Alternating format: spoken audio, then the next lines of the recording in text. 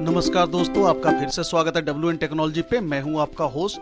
दोस्तों, supreme court of India ने आज ही यानी कि सोमवार 5 दिसंबर 2022 को एक याचिका पर सुनवाई के दौरान कहा कि हमारा देश यानी इंडिया एक सेकुलर कंट्री है और धर्मनिरपेक्ष देश होने के नाते मैं आपके द्वारा लाए हुए एक धार्मिक व्यक्ति को सभी के ऊपर परमात्मा मानने के लिए थोप नहीं सकता। तो दोस्तों, यहाँ पर हम यह भी समझने की कोशिश करेंगे कि भारत एक धर्मनिरपेक्ष देश है या कुछ और। दोस्तों, ऐसा है कि हमारे संविधान में सेकुलर शब्द का मतलब धर्मनिरपेक्ष शब्द का प्रयोग न करके पंथ निरपेक्ष शब्द का प्रयोग किया गया है। अब सवाल उठता है कि पंथ एवं धर्म में क्या अंतर है। तो दोस्तों, धर्म यानी इंग्लिश में इसे रिलीजन कहा जाता है। रिलीजन शब्द जो है वह रेलिगर शब्द से आया है, जिसका मतलब होता है संस्था, यानी वह संस्था जो मनुष्य को ईश्वर से जोड़ता हो। उस संस्था को वह लोग चर्च के नाम से बुलाते हैं, जिन्हें पादरियों द्वारा संचालित किया जाता है। और भारत में इसके लिए धर्म शब्द का प्रयोग नहीं किया जाता। ईश्वर से मनुष्य को जोड़ने के लिए भारत में पंथ शब्द का प्रयोग किया जाता है, जैसे कि शिव पंथ, वैष्णव पंथ। भारत में धर्म का मतलब होता है स्व कर्तव्य, यानी कि स्वयं का कर्तव्य। उदाहरण के लिए आप कह सकते हैं कि छात्र धर्म यानी कि छात्र का धर्म होता है। एक छात्र है, उसका धर्म पढ़ना, स्टडी करना। वैसे ही आप कह सकते हैं कि शिक्षक धर्म यानी कि टीचर का धर्म क्या होता है, शिक्षा देना, पढ़ाना। उसी तरीके से आप कह सकते हैं कि राज्य धर्म, एक राजा का धर्म क्या होता है, प्रजा की देखभाल करना, वह किस तरह से जीवन यापन कर रहे हैं, उनकी जरूरतों को पूरा करना, उन्हें किस चीज की बहुत ज्यादा जरूरत है, उन्हें कैसे वह अवेलेबल करवाना है। इसी तरीके से आप कह सकते हैं कि पिता धर्म, पति धर्म, पत्नी धर्म, स्त्री धर्म, यह सब क्या है, उसके कर्तव्य है। तो भारत में धर्म का मतलब कर्तव्य से है, यानी उसे जो करना चाहिए। भारतीय संविधान के प्रस्तावना में घोषणा के अनुसार भारत एक पंथ निरपेक्ष देश है, लेकिन भारतीय पंथ निरपेक्षता पश्चिमी देशों के पंथ निरपेक्षता से थोड़ी भिन्न है। पश्चिमी धर्म निरपेक्षता जहां धर्म एवं राज्य के बीच पूर्णतः संबंध विच्छेद पर आधारित है, वहीं भारतीय संदर्भ में यह अंतर धार्मिक समानता पर आधारित है। दोस्तों, एक एग्जाम्पल से समझ सकते हैं कि जैसे कि यूरोप की कंट्री फ्रांस, वहां पे धर्म और राज्य जो है वो दोनों सेपरेट हैं, दोनों एक दूसरे में कभी भी इंटरफेयर नहीं करते। जैसे फ्रांस में है कि सरकारी स्कूलों में अगर कोई पढ़ता है तो उसे किसी भी धार्मिक कपड़े पहनना या धार्मिक उत्थान करना ये कोई अलाउ नहीं होता है स्कूल के अंदर में। वो बिल्कुल नॉर्मल, सब एक ही तरीके से आएंगे, सबका ड्रेस कोड एक ही होगा। ये वैसे जगह पे है फ्रांस के अंदर में जहां पे कि सरकार के द्वारा उसमें सहायता दिया जाता हो, तो उस तरह से। लेकिन हमारे भारत में ऐसा नहीं है। हमारे क्या है कि भाई सभी धर्मों को हम लोग मानते हैं कि भाई सबका स्वागत है, उसी तरीके से।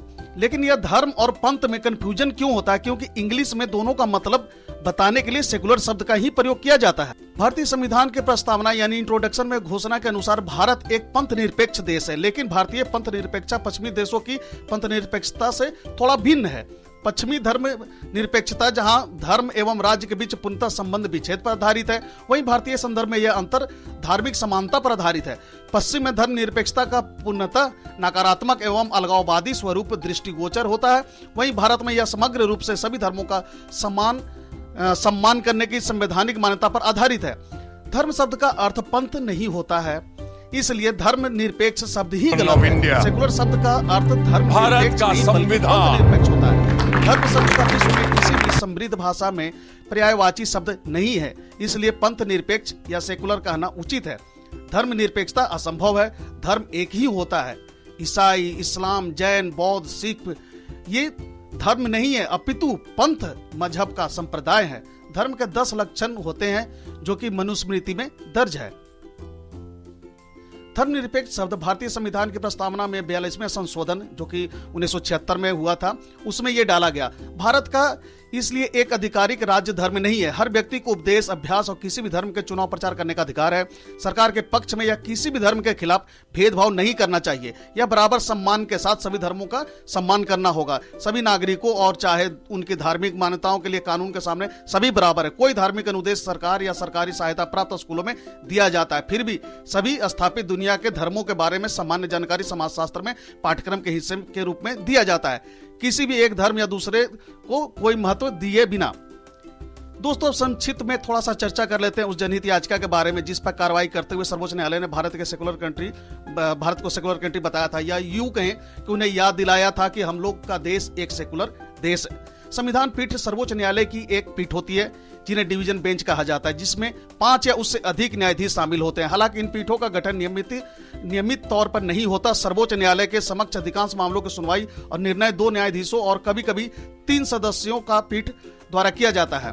पीठ ने कहा, भारत एक धर्मनिरपेक्ष देश है और याचिकाकर्ताओं को यह प्रार्थना करने की अनुमति नहीं दी जा सकती कि भारत के सभी नागरिक श्री श्री ठाकुर अनुकूल चंद्र को परमात्मा के रूप में स्वीकार किया जाए। जस्टिस AMR शाह और जस्टिस CT रवि कुमार की पीठ ने प्रचार हित याचिका दायर करने के लिए याचिकाकर्ता पर 1 लाख रुपए का जुर्माना लगाया। पीठ ने याचिकाकर्ता से पूछा, यदि आप चाहते हैं कि आप उन्हें परमात्मा के रूप में मानना तो आप मान सकते हैं, इससे दूसरों पर क्यों लागू करें? हम ये लेक्चर सुनने नहीं आए हैं, हम सेकुलर देश हैं। पीठ ने कहा कि वास्तविक जनहित याचिका नहीं है और इसे खारिज करते हुए भारी जुर्माना लगा। जस्टिस शाह ने टिप्पणी की, अब लोग ऐसी जनहित याचिका दायर करने से पहले कम से कम 4 बार सोचेंगे। जो याचिका लगाया गया था सुप्रीम कोर्ट में, उसमें क्या था कि श्री श्री ठाकुर अनुकूल चंद महाराज, जो कि उनका जन्म स्थान उस समय के भारत एवं अभी के बांग्लादेश में हुआ था, उनके चाहने वाले या यूं कहें कि उन्हें मानने वाले या उनके जो अनुयायी हैं, उन लोगों ने यह याचिका सुप्रीम कोर्ट में लगाई थी कि उन्हें यानी कि श्री श्री ठाकुर अनुकूल चंद्र महाराज को परमात्मा का दर्जा दे दिया जाए। इस पर ही सर्वोच्च न्यायालय नाराज हो गए और यह कोई जनहित याचिका नहीं है, यह आपका व्यक्तिगत राय हो सकता है और आप उस राय को मानने के लिए स्वतंत्र भी हैं, लेकिन आपके व्यक्तिगत राय को सभी के ऊपर थोपा नहीं जा सकता। गुलाम भारत में 1888 में युग पुरुष पुरुषोत्तम ठाकुर अनुकूल चंद का जन्म हुआ था। भगवान श्री कृष्ण की तरह ही ठाकुर अनुकूल चंद की भी हत्या का बार बार प्रयास किया गया, लेकिन सभी बार विजय प्राप्त करते हुए ठाकुर अनुकूल चंद्र विख्यात चिकित्सक बनकर समाज सेवा करने लगे। अनुकूल चंद्र ने देवघर में सत्संग के आश्रम की स्थापना की थी। तो दोस्तों, इस वीडियो में इतना ही। इसी तरह के इन्फॉर्मेटिव वीडियो और देखते रहने के लिए बने रहे हमारे साथ। अगर आपने अभी तक हमारे चैनल को सब्सक्राइब नहीं किया है तो आपसे आग्रह है कि आप प्लीज मेरे चैनल को सब्सक्राइब करें और अपने दोस्तों के साथ शेयर करें। Thank you, God bless you.